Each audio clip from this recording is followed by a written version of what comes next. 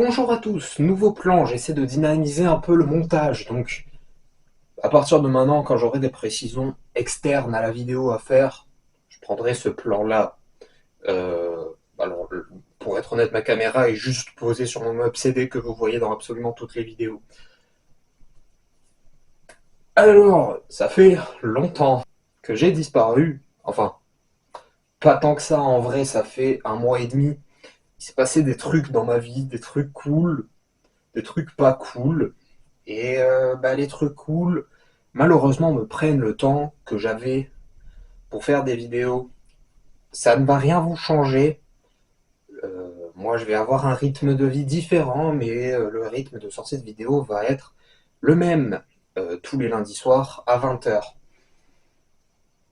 Donc voilà, je vais juste devoir beaucoup plus travailler pour les vidéos et travailler sur ma motivation à les faire en fait. Quelques précisions. Donc là, vous voyez, c'est une vidéo qui est assez simple. En vrai, c'est un top 5. Je vais faire ça par style, en fait, parce que je me dis, il y a plein d'albums que je ne vous parlerai probablement pas, parce que ça fait longtemps que je les ai, et que j'aimerais vous montrer, en fait, et dont j'ai des choses à dire. Donc, on va partir sur des tops. Vous pouvez, évidemment, me proposer des styles, hein, me demander de faire un top sur tel ou tel style. On prend des styles assez précis, mais pas non plus beaucoup trop. Par exemple, là, ce sera le death mellow. Vous pouvez partir sur du black sympho, du power sympho, ou je ne sais quoi, absolument ce que vous voulez. Mais du technical black and death autrichien, vous comprenez que je vais pas avoir 5 CD de technical black and death autrichien à vous montrer. Donc voilà, aussi, c'est valable pour cette vidéo, ce sera valable pour tous les tops, sauf si je vous en fais un et j'ai pas assez de CD à vous montrer pour faire ce que je vais vous dire là. Euh, il se peut que j'exclue des albums parce qu'ils sont trop connus ou alors parce que j'ai prévu quelque chose avec. C'est le cas dans cette vidéo, il y a les deux cas d'ailleurs en fait. Je vous les mentionnerai en mention honorable, tout simplement.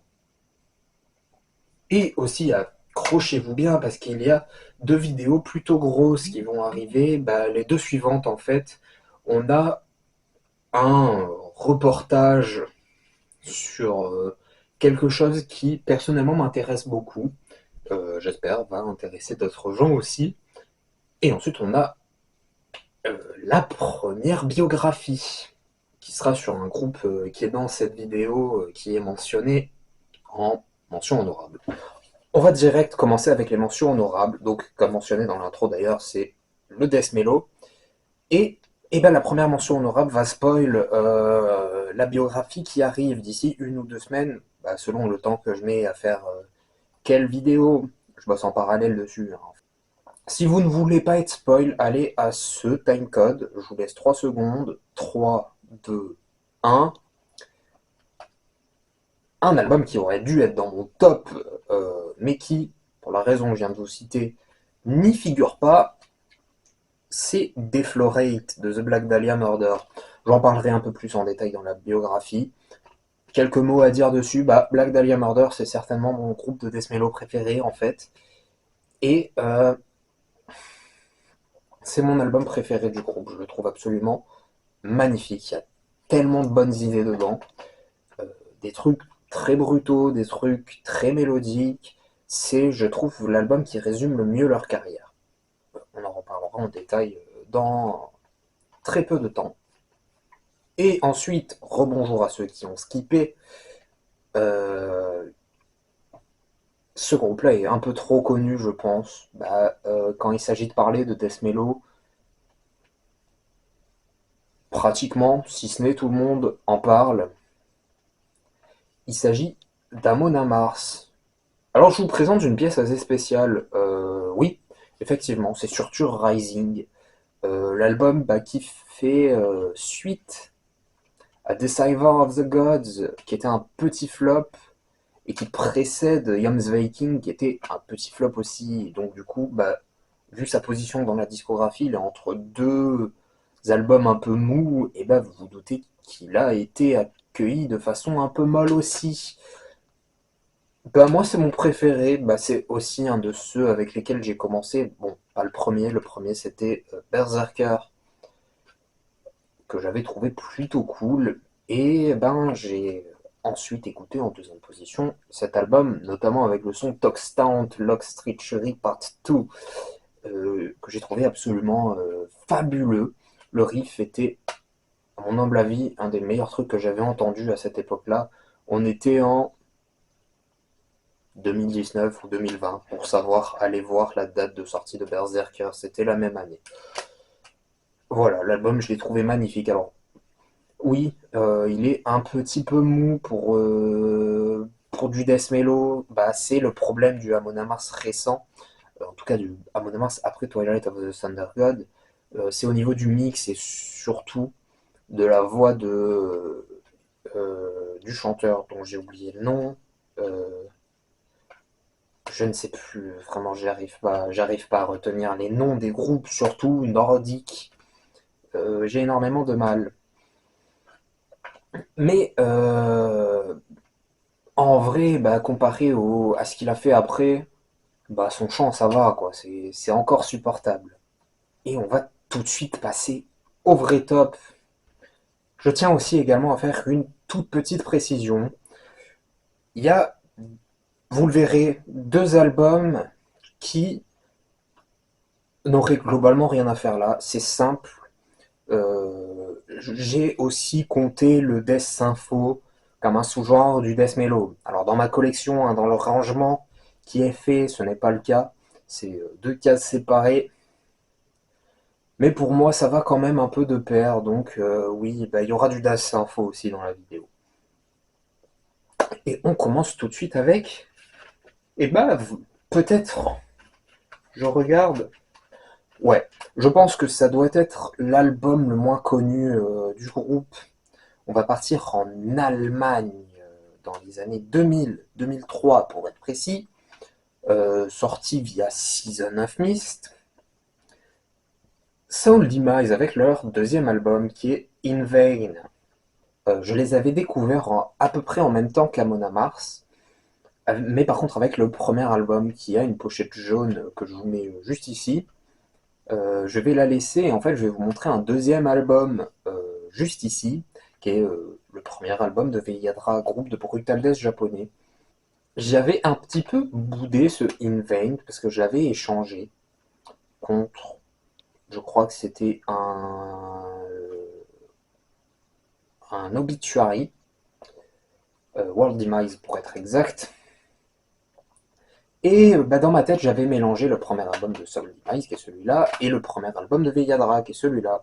Donc pour moi, j'allais écouter bah, du Brutal Death. Sauf que non, je me suis retrouvé avec du Death Mellow, et comme bah, je m'attendais à du Brutal Death, j'ai été plutôt déçu. Alors qu'en fait, non, c'est du très très bon Death Mellow. Ils sont revenus en 2024 avec un album qui est absolument génial.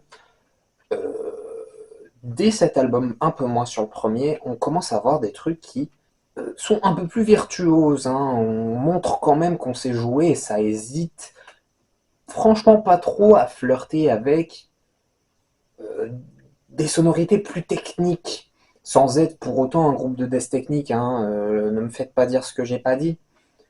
C'est pas non plus du tech melodies, contrairement à Black Dahlia Murder par exemple.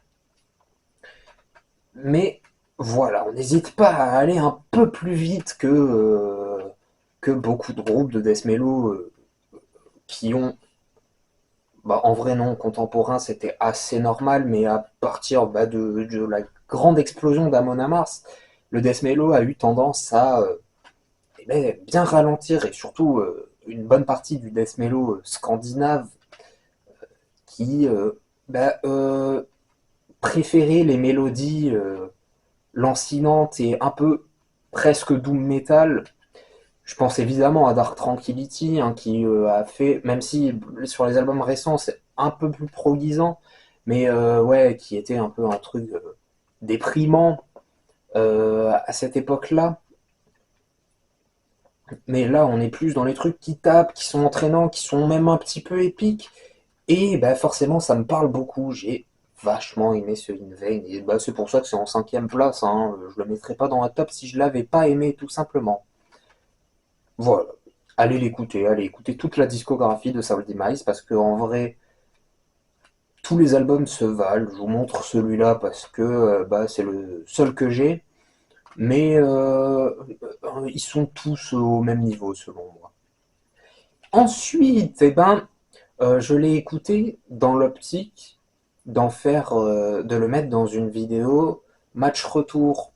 Je vous avais parlé de ce format que je prévois. Et ben, il faut que j'écoute pas mal de fois chaque album et je pense en faire 5 par vidéo, donc ça me prend un peu plus de temps. Et bah, ça a été le premier que j'ai filmé, que j'ai réécouté, qui était prévu pour un match retour. Et bah, dès la deuxième écoute, ça a tellement été une claque que je me suis dit, bah non, en vrai, je vais juste le mettre dans le top, parce que j'ai pas à l'écouter 10 fois pour que mon avis change en fait. Il s'agit d'un groupe bah, que je vous avais présenté, si mes souvenirs sont bons, dans la première ou deuxième Metal Collect, et que j'avais un petit peu défoncé. Il s'agit de Skeleton Witch avec bah, Devouring Radiant Light. On est sur un groupe américain qui a sorti bah, cet album, qui est je crois d'ailleurs leur dernier en date pour le moment, chez Prosthetic Records en 2018. Et là où on est sur eh ben, du death mellow un petit peu triste et mélancolique, hein, comme je vous mentionnais juste avant, on a des trucs beaucoup plus intéressants. Déjà un côté thrash speed qui est assez palpable, avec eh ben, notamment des sonorités qui font vraiment penser. Bon, niveau chant, on est full death mellow, avec quand même un petit peu de scream, mais pas de chant clair. Enfin, de scream, je parle de scream aigu, entre le black et le thrash. Et bah, là où ça m'a marqué, et là où je me suis dit, non, vraiment, en fait, ce groupe a plus à donner que ce qu'il n'y paraît, c'est qu'il y a un très gros côté atmosphérique slash shoegaze. Je saurais pas mettre de mots très précis là-dessus, mais pour moi, c'est assez valable de parler de ça comme ça. Et bah oui, c'est trop bien. La pochette, et ben, je vous la remontre, hein, elle est juste magnifique. On dirait un mélange d'une sortie de grotte, d'une capuche et d'une cascade. C'est trop trop beau. Et ouais, je me suis régalé. Je comprends toujours pas pourquoi les gens se branlent tant que ça dessus, parce que c'est pas non plus une pièce maîtresse de tout le métal, comme certains le laissent penser, mais je comprends déjà un peu mieux qu'avant, parce que là, l'album est excellent, tout simplement. Et en numéro 3 on arrive sur le podium. Déjà, c'est normal, c'est un top 5 avec eh ben, un groupe de death symphonique, death mélodique symphonique, euh, qui s'appelle Trace Down. Cet album, c'est l'album Ego Anthem, c'est leur deuxième, je crois. Il me semble qu'ils n'en ont que trois. Et c'est sorti chez Red House FMP en 2009. Alors, je me disais, quand même, il y a quelques trucs qui me font penser à un autre groupe. Et ben, c'est le cas, le claviériste dans Pas Children of Bodom, Bodom After Midnight. Voilà, nuance, qui est le groupe qui faisait suite à Children of Bodom d'ailleurs, et dans lequel Alexis Laliot jouait également. Donc c'est un groupe finlandais. On est sur quelque chose qui s'apparenterait à du Ensiferum, sauf que le death folk c'est symphonique, et le côté death est beaucoup plus mis en avant. On n'est plus sur juste du folk metal extrême, on est sur vraiment bah, un côté plus death metal, avec quand même tout de même pas mal de chants clairs. Si vous êtes allergique à ça, il y a moyen que ça ne vous plaise pas, mais je vous conseille quand même d'aller écouter l'album euh, parce que bah il est juste exceptionnel. Et moi aussi, quand j'ai découvert l'album, j'étais un peu allergique aux chants clairs. Bon, même si maintenant j'ai réécouté pas mal de metalcore et je me suis relié d'amitié, je me suis juste lié d'amitié parce que j'aimais pas avant, avec ce style.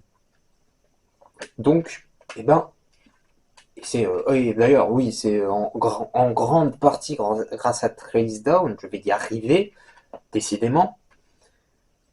Donc, il y a moyen que ce soit le cas aussi pour vous. On n'est pas du tout sur du metalcore, hein. Le seul truc qui me fait le comparer à ce style, c'est qu'il y a des refrains chant clair, c'est tout.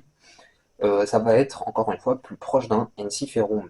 Ensiferum que j'aurais pu mettre dans cette vidéo, mais qui, eh ben, pour moi, sont trop loin du death metal pour vraiment être classés comme ça, contrairement à ce que beaucoup de gens disent. Deuxième position, j'étais en train de préparer cette vidéo et ça me faisait chier parce qu'il y a un groupe dont je voulais parler, que je voulais mettre dans cette vidéo et ce groupe n'a que 4 albums et j'en ai que 2. Et il se trouve que bah, les 2 albums, c'est les 2 que j'aime le moins. Euh, donc eh ben, ça me faisait chier parce que je voulais parler du groupe, mais je voulais pas forcément mettre les albums que j'aime le moins parce que eh ben, j'allais forcément un peu les défoncer. Et si je mettais un groupe plus haut que 3 groupes où j'en ai dit quasiment que du bien, mais que je leur dis du mal, ça va être assez spécial. Et ben, il se trouve que il y a 2 semaines de ça, eh ben, sur Momox, j'ai vu 2 albums, les 2 albums qui me manquaient tout simplement du groupe, pour très peu cher. Je vous les présenterai les pièces en détail dans une Metal Collect qui va arriver d'ici quelques mois en vrai, parce que j'essaie d'arrêter de les poster toutes les semaines comme j'ai pu le faire au début de la chaîne. Mais là, grosso modo, je crois qu'il y a jusqu'à la 9 qui est prévue, hein, donc il y en a encore 5. Je pense que ouais, vous l'aurez d'ici juin-juillet. Il s'agit de Winterson. Winterson, vous connaissez l'histoire, hein. L'ancien chanteur d'Ensiferum part du groupe après l'album Iron, juste avant l'album Victory Songs. Il part du groupe et il fonde son propre projet Winterson avec lequel il fait sensiblement la même chose, encore une fois plus symphonique que mélodique, globalement la même chose que ce que Ensiferum faisait au début. Hein, attention, après ils ont de moins en moins mis d'éléments extrêmes, même si encore aujourd'hui, eh ben, il y a des trucs un peu extrêmes dans Ensiferum. C'est toujours beaucoup moins qu'au début. Mais là, il a pris les débuts d'Ensiferum et il a fait sensiblement la même chose en moins folk, un peu plus blackisant. Et là où pour moi ça se démarque des débuts d'Ensiferum, que j'aime pas trop, hein, les 2 premiers albums, je les trouve un peu moyens. Euh, c'est beaucoup plus mélodique. En vrai, ouais, on pourrait dire presque que c'est néoclassique, c'est vraiment technique. Vous verrez bon nombre de covers du solo de Winter Madness qui est absolument phénoménal. On a une virtuosité qui est monstrueuse dans ce groupe, mais c'est valable surtout sur celui-là en fait. Après, c'est un poil moins présent. J'ai trouvé les 3 suivants, à savoir Time 1, The Forest Season, et Time 2, un peu plus banal. Seul bémol qu'on pourrait mettre à Winterson sur toute la discographie, c'est qu'ils ont jamais eu des mix de dingue. Sur cet album et sur Winter Season, c'est ceux où c'est le moins flagrant, mais sur les 2 Time, ça pique un petit peu. Voilà, album absolument incroyable. Le top 1, évidemment, il fallait que je vous mette quelque chose qui s'apparente à du tech death. Et oui, sauf que ce groupe-là a quelques sons qui sont très techniques. C'est souvent mes préférés, pour être honnête. Mais ils ont aussi beaucoup de sons qui sont un peu plus mid-tempo, qui sont quand même aussi très très bien. On est sur un groupe de death metal symphonique, peut-être même le plus gros groupe de death metal symphonique d'ailleurs. Il s'agit de Flesh God Apocalypse avec l'album King. Je ne crois pas que je vous en ai parlé dans le bilan de 2025, mais je les ai vus en festival au Motocultor. Et c'est justement là que j'ai pris ce CD. C'est l'album King, qui est sorti en 2016 chez Nuclear Blast. Ben, il est phénoménal. J'ai été sur le cul pendant tout l'album. Malheureusement, c'est le dernier que j'ai vraiment apprécié de Flash God Apocalypse. Je crois que c'est Veleno après et ensuite Opéra. Je les ai trouvés un poil plus quelconque. Alors, on est parfois sur des trucs plus classiques, vraiment musique classique, et parfois un peu opéra. C'est le nom du dernier album. Et je pense pas que ce soit pour rien. C'est très mélodique, surtout grâce pas du tout au synthé, grâce aux orchestrations. Des fois très technique, je pense notamment au son The Fool, qui est mon son préféré de tout l'album et peut-être même de tout Flash God Apocalypse. Des fois c'est très brutal.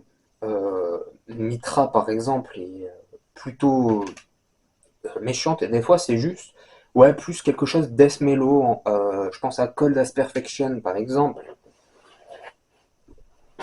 C'est voilà une pièce que j'ai longtemps recherchée. Que je trouvais pas à des prix décents pour un CD. Ouais, je le voyais à minimum 18 € pour des éditions très banales comme celle-ci. Je ne voulais pas les mettre. Voilà. Même autant que j'aime cet album, trop c'est trop. Bon, c'est tout. Album fabuleux. J'aime beaucoup la pochette, même si elle est un peu bizarre.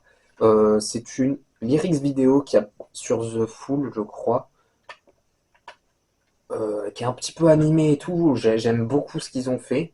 Je sais plus si c'est une lyrics ou juste une vidéo promotionnelle normale. Bah, c'est très bien. Groupe qui en vrai tombe un petit peu dans l'oubli. Ils font des micro-pics à chaque album depuis King, ce qui est un peu dommage parce que quand même, bah, c'était très bien. J'ai eu une déception en concert. Ils ont invité Julien Truchant de Benighted et de Néfaste d'ailleurs. Julien Truchant, c'est un chanteur que je suis pas trop fan. Alors, je le trouve assez bon, mais il est surtout bon dans des registres death grind, brutal death en fait, ce qu'il fait avec Benighted. Et ils l'ont invité sur littéralement le pire son pour lui. Ils l'ont invité sur The Fool, qui était mon son préféré. Donc évidemment, bah, c'était pas top. Je pense qu'ils auraient mieux fait de l'inviter sur un son dans le style de Mitra, là où il aurait plus été à ses aises et il aurait plus, vraiment été très bon. Aussi, un autre truc qui m'a déplu, encore une fois sur The Fool, je suis très compliqué en matière de concert sur les trucs que j'aime beaucoup. Ils ont une chanteuse vraiment d'opéra euh, en live, je crois d'ailleurs sur les albums, mais après King, qui est vraiment dans le groupe, hein, qui est là à chaque fois.